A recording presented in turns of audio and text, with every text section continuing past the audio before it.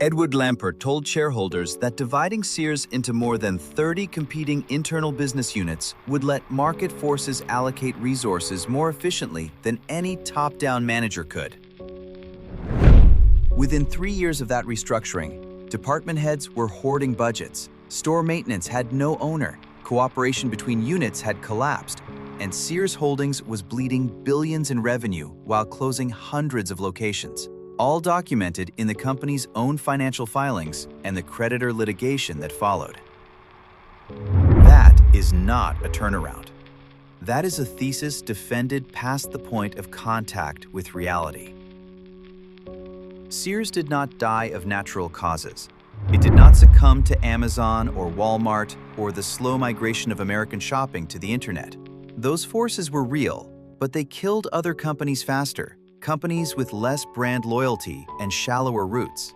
Sears had something almost no modern retailer possesses: 130 years of earned trust, a real estate portfolio worth billions, and brand names that American families used as common nouns: Craftsman, Kenmore, Die Hard. The question is not whether Sears failed. The question is how a company holding those assets could file for bankruptcy listing $11.3 billion in debt, more than 3 times NASA's entire annual budget during the mid-1980s, the very decade when Sears was still the most trusted retailer in the country, while the man running it walked away to a $38 million mansion in Miami. If you are old enough to remember the Sears wish book arriving in your mailbox each autumn, you do not need me to explain what Sears was. You remember the weight of it. You remember a Saturday afternoon spent on the living room floor, circling toys in pen, the smell of cheap catalog ink on glossy pages that stayed on the coffee table until next year's edition replaced it. Your parents bought their first Kenmore washer from Sears. Maybe you bought your first set of Craftsman wrenches there. Sears was not a store. It was a promise that working Americans could furnish a dignified life through a company that understood what they needed and did not condescend to them. That promise was liquidated, piece by piece, over 14 years. And the man who did it was celebrated, for a time, as the next Warren Buffett. 2 questions worth sitting with. First, if your retirement portfolio holds shares in any major retailer that has recently announced the sale of its real estate to a separate entity, do you know who is on the other side of that transaction? Second, when a company's chairman is simultaneously its largest creditor, its landlord, and its chief executive, whose turnaround is he actually engineering? If those questions matter to you, if you want to understand how the decisions made in one boardroom can erase something 3 generations of workers built, subscribe. One story like this every week. The reason those Sears stores stood dark and half-empty in their final years was not decided by the internet. It was decided in a conference room in 2005, when a hedge fund manager from Greenwich, Connecticut looked at 3,500 retail locations and saw not stores, but a portfolio to be optimized. The balance sheet gospel.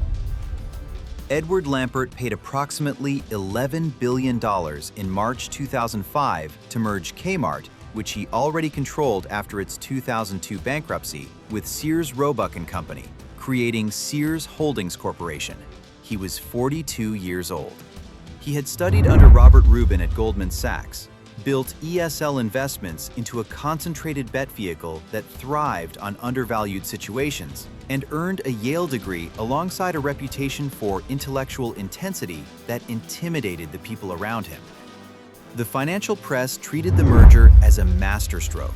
2 struggling retailers combined would hold shared infrastructure, purchasing power, and a real estate footprint valued independently in the tens of billions. The logic was portfolio logic. It was not retail logic. The distinction matters because Lampert never ran Sears as a retailer. He ran it as a capital structure. Between 2005 and 2008, Sears Holdings spent more than $6 billion buying back its own stock, a strategy that rewarded shareholders in the short term by reducing the share count and inflating earnings per share, while systematically starving the stores of the reinvestment capital they needed to compete. Walmart was pouring money into supply chain technology during those same years. Target was redesigning its store experience. Amazon was building fulfillment centers at a pace that would have been unimaginable a decade earlier. Sears was returning cash to its shareholders, the largest of whom was Lampert himself through ESL Investments. Somewhere in the Midwest during those years, a Sears warehouse worker, call her what the records suggest she was, a woman with 28 years of service, was structuring her retirement around a defined benefit pension that Sears had promised in writing. She had done the math on a kitchen table. She knew what her monthly check would be. She had no reason to doubt it. The company had been making that promise to its workers since before she was born. She could not see the buyback figures. She did not know that the capital being returned to shareholders was capital not being contributed to the pension fund. She was not on the conference calls. Lampert managed Sears Holdings largely by video conference from his homes in Miami and, reportedly, from his yacht. He visited stores rarely. He built a private internal social network, modeled loosely on Facebook, through which executives and board members communicated with him, adding a layer of digital abstraction to a management style already defined by physical absence.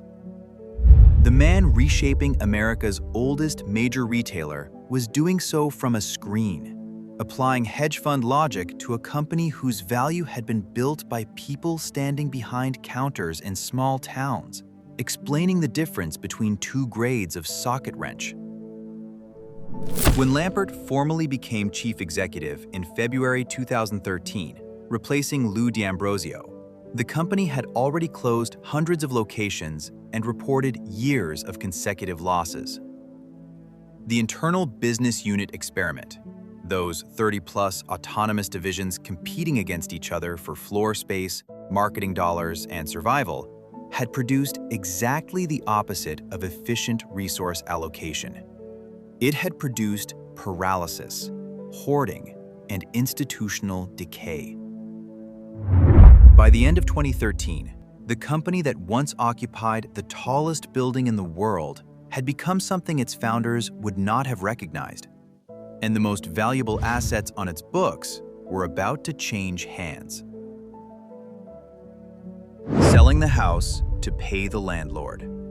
Sears Holdings transferred 235 of its highest-performing retail properties to Seritage Growth Properties in June 2015 for approximately $2.7 billion, a newly created real estate investment trust in which Lampert's ESL Investments held a controlling position.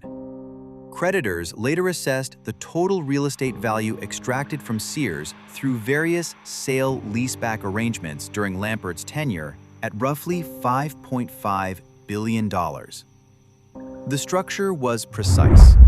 Sears sold the buildings, then signed leases requiring it to pay rent on the spaces it had just owned outright. The company that was running out of cash converted its most appreciating assets into an obligation to pay its own chairman monthly rent. The record shows something different from what Lampert told the market. He assured shareholders and analysts that the Seritage transaction unlocked capital that would fund the retail transformation Sears desperately needed. The stores in that portfolio were the best locations Sears had. High-traffic sites in strong markets, the kind of real estate that appreciates while everything around it degrades. Selling them did produce a cash infusion, but it also removed the structural foundation that gave the retail operation any remaining reason to exist. A Sears in a prime suburban mall, owned free and clear, could survive lean years by holding its ground. A Sears paying market-rate rent to an entity controlled by its own chairman could not afford a single bad quarter. The paradox was total. Lampert sold the assets that made a turnaround possible in order to fund a turnaround. The proceeds could not replace what the properties represented, not their dollar value, but their function as a buffer against the volatility that kills retailers. He was cashing in the insurance policy to pay the premium. Set the numbers aside for a moment. Think about this from inside a Sears store in 2016. The lighting is inconsistent. Half the overhead fluorescents in the appliance section are dark and have been for months because the maintenance budget was cut and no individual business unit has responsibility for the ceiling. The Craftsman tool aisle, which your father trusted enough to buy you your first ratchet set, is half-stocked. A hand-lettered sign apologizes for the empty shelves. There are 3 employees visible on the entire floor. You came in because the Kenmore dishwasher you bought here 11 years ago finally gave out, and you wanted to replace it with the same brand, at the same store, the way you have always done it. But standing in that aisle, you understand, not intellectually, but in your body, that this store is not going to be here next year. The company that earned your loyalty across decades cannot keep the lights on. And the reason is not Amazon. The reason is that someone decided the building you are standing in was worth more as a line item on an REIT balance sheet than as the place where your family bought its appliances. That is the moment Sears actually died. Not in the bankruptcy filing 2 years later, but in the thousands of individual recognitions by millions of loyal customers that the company had stopped being for them. In January 2017, Sears sold the Craftsman brand to Stanley Black Decker for $900 million. 9 decades of accumulated trust converted into a single cash payment at a moment when the company needed cash precisely because its operational foundation had been sold out from under it. Craftsman had been a Sears exclusive for nearly a century. Now it would appear on shelves at Lowe's, at Home Depot, at any retailer willing to stock it. The lifetime guarantee that millions of American men understood as a personal contract with Sears became a licensing agreement between 2 corporations they had no relationship with. During this same window, Lampert's ESL Investments was making secured loans to Sears Holdings at interest, approximately $250 million. The chairman was simultaneously the landlord, the lender, and the chief executive. If you want to understand how those roles interact when a company enters distress, consider the hierarchy of claims in bankruptcy. Secured creditors are paid before unsecured creditors, who are paid before equity holders, who are paid before employees with pension claims. Lampert had positioned himself at the front of every line. The 43 million members of Sears' Shop Your Way loyalty program were still being told the company had a future. The pension fund's deficit by this point had reached $1.4 billion. And the woman in the Midwest with 28 years of service had not yet been told what that number meant for her. The recurring architecture. This is not a new story. The sale-leaseback structure that Lampert used to extract Sears real estate did not originate with him, and it did not end when Sears filed for Chapter 11 on October 15, 2018. Bed Bath & Beyond executed a similar real estate monetization in the years before its April 2023 bankruptcy. Spirit Airlines restructured its aircraft leasing arrangements before filing in December 2024. In each case, the operating company sold assets it had previously owned outright, signed lease obligations that converted ownership into a fixed cost, and emerged from the transaction less capable of surviving the very downturn the transaction was supposed to prepare for. The signal was there. It had been there for some time. If you hold shares in any retailer or airline that has recently announced the sale of its real estate portfolio or fleet assets to a newly created entity, the question that protects your money is not what the company says the proceeds will fund. The question is who controls the entity on the other side of the transaction. and whether that person also sits in the boardroom making decisions about the company's future. If the answer is the same name in both columns, you are looking at a structure, not a strategy. When the Sears bankruptcy auction concluded in February 2019, the winning bid came from Lampert's own ESL Investments at $5.2 billion, preserving roughly 400 stores and about 45,000 jobs, temporarily. Creditors immediately challenged the years of preceding asset transfers, arguing that the Seritage deals, the Craftsman sale, the secured loans, constituted fraudulent conveyances that stripped value from the estate at the expense of the workers, pensioners, and unsecured creditors the bankruptcy process was supposed to protect. That litigation dragged on for years. The woman in the warehouse, the one with 28 years, learned what the pension deficit meant when the Pension Benefit Guaranty Corporation assumed Sears' obligations. The PBGC pays benefits up to a statutory maximum. For workers who had been promised specific figures based on years of service and final salary, the cap translated to a concrete loss of $300 to $500 every month for the rest of their lives. She did not make the decision to sell the real estate. She did not vote to divide the company into 30 competing units. She did not approve the stock buybacks that diverted capital away from the pension fund. Eddie Lampert made those decisions from video conference screens in Miami. She lived with the consequences in a house she could no longer fully afford to heat. In early 2026, ESL and the Sears Creditor Trust settled for $175 million, resolving the claims without any admission of wrongdoing.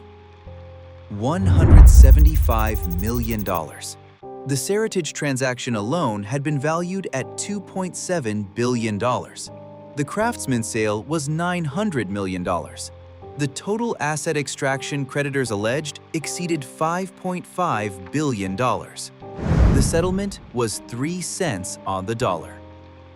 The board met. They approved executive retention bonuses. The pension shortfall was in the same document on the same page. If this pattern concerns you, if you believe understanding how it works is the first defense against being on the wrong side of it, subscribe. These are the stories that do not get easier with repetition, but they get clearer. The remaining Sears stores closed. The brand exists now only as a licensing arrangement, a name printed on products manufactured by companies with no memory of what Sears once meant. Lampert, at the conclusion of this process, was living in a $38 million mansion on Indian Creek Island in Miami, a community sometimes called the Billionaire Bunker. Verdict. Sears Holdings Corporation filed for bankruptcy with $11.3 billion in debt, having entered the Lampert era with a real estate portfolio independently valued in the tens of billions, brand names that defined American domestic life for a century, and a customer base of extraordinary loyalty earned across 130 years. 14 years of hedge fund management converted all of it into obligations, settlements, and empty buildings. 3 patterns emerge, and each one names a specific decision. 1. When Lampert divided Sears into 30-plus autonomous units competing against each other, he did not create internal market efficiency. He destroyed the cooperative structure that made a department store function. A customer buying a Kenmore refrigerator did not experience Sears as 30 separate companies. She experienced it as one store, and when that store could not coordinate its own departments, she left. The theory was elegant. The stores were empty. 2.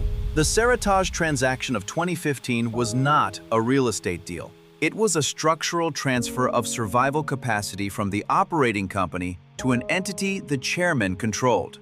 Selling 235 of your best locations and leasing them back does not fund a turnaround. It funds the landlord. Lampert occupied both roles simultaneously, and the bankruptcy filings make clear which role was better compensated. 3. The $175 million settlement in 2026 established a specific exchange rate for institutional destruction. Creditors alleged $5.5 billion in extracted value. They received 3 cents on every dollar. No wrongdoing was admitted. The legal system processed the claim and produced a number. Whether that number represents justice or simply represents what the system is designed to produce is a question the documents cannot answer. The documents are public. Draw your own conclusions. The deeper loss is the one that does not appear on any balance sheet. Sears was built by people who believed that selling a working family a reliable washing machine at a fair price was a sufficient reason for a company to exist. For 130 years, that belief held.